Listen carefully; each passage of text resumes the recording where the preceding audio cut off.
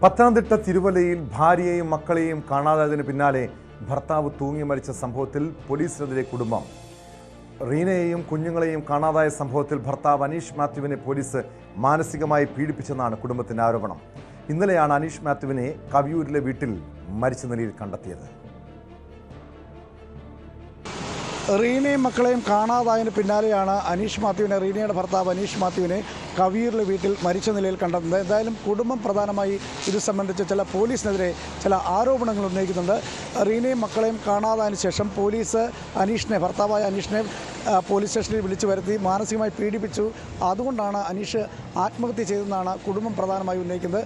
അതേസമയം പോലീസ് ഇക്കാര്യം പാടെ നിരാകരിക്കുകയാണ്. അത് പറയുന്നത് ചില കാര്യങ്ങൾ റീനയുടെയും മക്കളുടെയും തിരോധാനവുമായി ബന്ധപ്പെട്ട് ചില കാര്യങ്ങൾ വിളിച്ചു ചോദിക്കുക മാത്രമാണ് പുളിക്കീഴ് പോലീസ് ചെയ്തതെന്നാണ് പോലീസ് വ്യക്തമാക്കുന്നത്. എന്തായാലും റീനയും മക്കളെയും ഇതുവരെ കണ്ടെത്താൻ കഴിഞ്ഞില്ല. റീന കഴിഞ്ഞ ഓഗസ്റ്റ് 17-ാം തീയതിയാണ് റീനയും രണ്ട് മക്കളും വീട്ടിൽ നിന്നും പോകുന്നത്. പിന്നീട് കണ്ടെത്താൻ കഴിഞ്ഞില്ല. പക്ഷേ ഈ അനീഷും മാത്യുവും അതുപോലെ തന്നെ റീനയുടെ ഭർത്താവ് അനീഷ് മാത്യുവും റീനയും തമ്മിൽ ചില പ്രശ്നങ്ങളുണ്ടായിരുന്നു. അത് നിലവിൽ പല കുടുംബ പ്രശ്നമാണ്. അത് കോടതിയിൽ വരെ എത്തിയിരുന്നു. ആ കേസുകളൊക്കെ ഇരു കുടുംബങ്ങൾ ചർച്ച ചെയ്തതിന് ശേഷമാണ് പിന്നീട് ഒന്നിച്ച് താമസിക്കുന്നത്. എന്തായാലും ഇവർ തമ്മിൽ ചില കുടുംബ വഴക്കുകളൊക്കെ ഉണ്ടായിരുന്നു. അതിൻ്റെ അടിസ്ഥാനത്തിലായിരിക്കാം റീന പോയതെന്നുള്ള കാര്യമാണ് ഇപ്പോൾ നമുക്ക് മനസ്സിലാക്കേണ്ടത്. പക്ഷേ ആ കാര്യങ്ങളെല്ലാം റീനയെ കണ്ടെത്തിയെങ്കിൽ മാത്രമേ സ്ഥിരീകരിക്കാൻ കഴിയുള്ളൂ. പക്ഷേ റീനയും മക്കളും രണ്ടുപേരും പോയതുമായി ബന്ധപ്പെട്ട് CCTV ദൃശ്യങ്ങളെല്ലാം പോലീസ് പരിശോധിക്കുന്നുണ്ട്.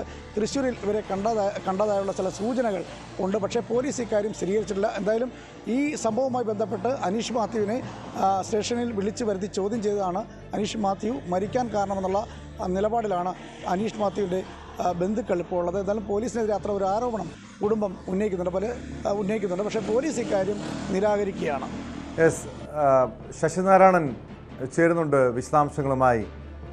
ശശിനാരായണൻ, ഇവിടെ ഈ യുവതിയെയും കുഞ്ഞുങ്ങളെയും കാണാതായതിന് പിന്നാലെ ഭർത്താവ് അനീഷ് മാത്യുവിനെ പോലീസ് മാനസികമായി പീഡിപ്പിച്ചു. അതിൻ്റെ മനോവിഷമത്തിൽ അയാൾ ആത്മഹത്യ ചെയ്തു എന്നാണ് കുടുംബം ആരോപിക്കുന്നത്.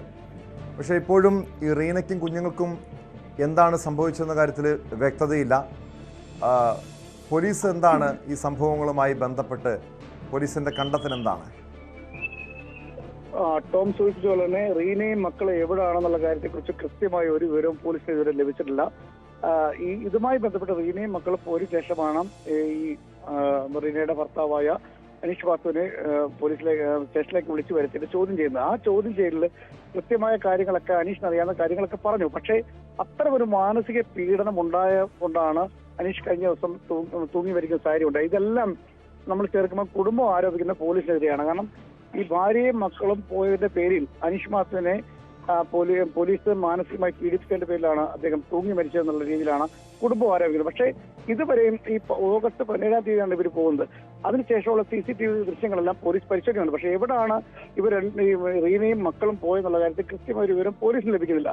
എന്തായാലും കുടുംബം തിരുവല്ല പുളിക്കീഴ് പോലീസ് പോലീസിനെതിരെയാണ് വലിയൊരു ആരോപണം ഉന്നയിക്കുന്നത്. എന്താണ് സംഭവിച്ചത്? അതായത് പോലീസിന്റെ മാനസികമായ പീഡനം കൊണ്ട് അനീഷ് മാത്യു മരിക്കുന്നു. ഒപ്പം റീനയും പോലീസ് കണ്ടെത്താൻ കഴിഞ്ഞില്ല. അങ്ങനെ രണ്ട് കാര്യങ്ങൾ ഈ കുടുംബം പ്രധാനമായി ഉന്നയിക്കുന്നുണ്ട്. എന്തായാലും ഈ രണ്ട് മക്കളെയും ഈ റീനയും പല സ്ഥലത്തും വെച്ച് കണ്ടതായ ചില CCTV ദൃശ്യങ്ങൾ പോലീസിന് കിട്ടിയിട്ടുണ്ട്. പക്ഷെ അത് സ്ഥിരീകരിക്കാൻ കഴിയാത്ത ചില ദൃശ്യങ്ങളാണ് തൃശ്ശൂർ വെച്ച് കഴിഞ്ഞ ദിവസം കണ്ടെന്ന് പറയുന്നത്. പക്ഷെ അത് പോലീസ് ഔദ്യോഗികമായി സ്ഥിരീകരിച്ചിട്ടില്ല. എന്തായാലും അതുമായി ബന്ധപ്പെട്ട് പല ദിവസങ്ങളിലും അനീഷിനെ പുളിക്കീഴ് പോലീസ് സ്റ്റേഷനിലേക്ക് പോലീസ് വിളിച്ചു വെച്ചിട്ടുണ്ട്, ചോദ്യം ചെയ്തിട്ടുണ്ട്. അതിനുശേഷമാണ് ഇന്നലെ രാത്രി കവിയുള്ള വാടക വീട്ടിൽ വെച്ച് അനീഷ് മാത്യു ആത്മഹത്യ ചെയ്യുന്നത്.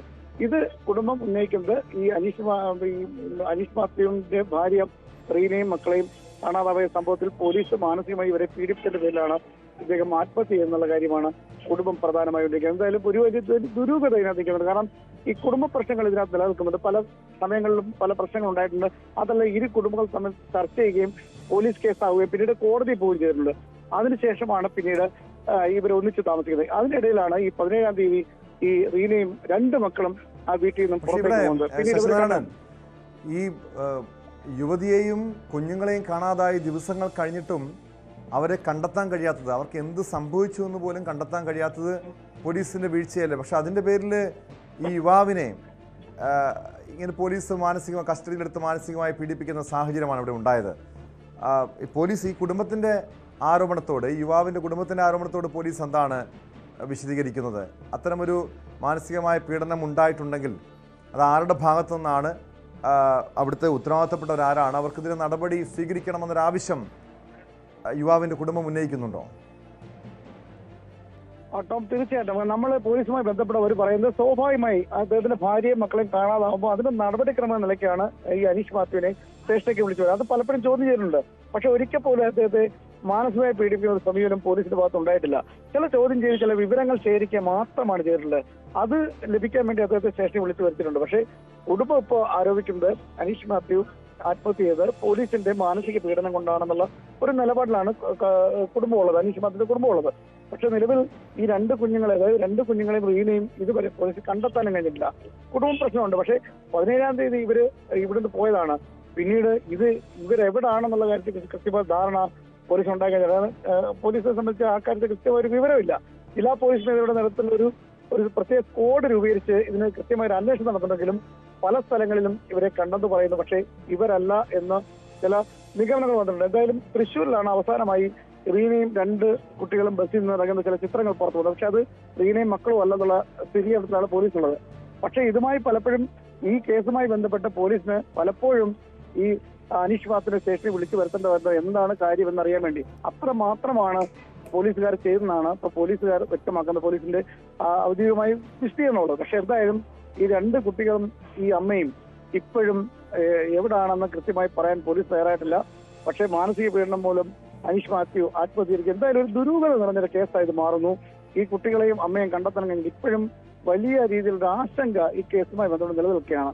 രണ്ട് കുഞ്ഞുങ്ങളുമായി ഒരു അമ്മ പോയിട്ട് അവരെവിടാണെന്ന് കണ്ടെത്താൻ പോലും പോലീസിന് കഴിഞ്ഞില്ല. ഒപ്പം അവരുടെ ഭർത്താവ് വീട്ടില് ആത്മഹത്യ ചെയ്ത നിലയിൽ കണ്ടെത്തുകയും ചെയ്യുന്നു. എന്തായാലും വലിയൊരു രീതിയിലൊരു വിശദമായ ഒരു അന്വേഷണം ഇക്കാര്യത്തിൽ ഉണ്ടായെങ്കിൽ മാത്രമേ ഈ കേസ് എന്താണ് എന്നതിനെ കുറിച്ച് കൃത്യമായൊരു ധാരണ വരാൻ സാധിക്കുള്ളൂ. പക്ഷേ ദുരൂഹത ഇപ്പോഴും നിൽക്കുകയാണ്.